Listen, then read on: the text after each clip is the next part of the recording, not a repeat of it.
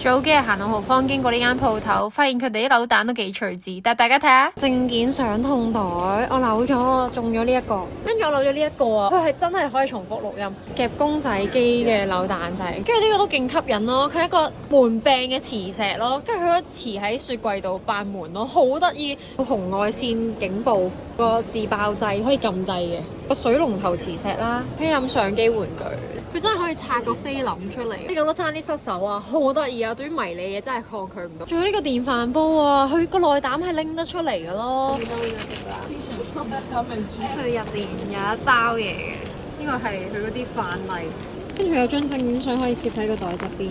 然後咧，佢有個報警紙嘅，咁亦都可以攝翻入去啦。我塞咗隻甲蟲仔落去係非常之 perfect 㗎，個 size 啱啱好。但係如果你係塞大隻啲，就可能會有啲勉強啦。我見到人哋放兔仔係耳仔會突出嚟嘅，掛喺袋度就係咁樣㗎啦。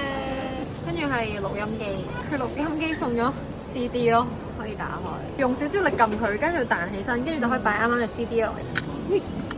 咁呢個說明書咧就話要放一隻 CD 先嘅，唔知 CD 係咪關電池事啦？佢咧總共得2個掣可以用嘅啫。烏啦呀下呀下烏啦，烏啦呀下呀下烏啦，就係咁樣啦，好開心啊！呢個勁值得留喎。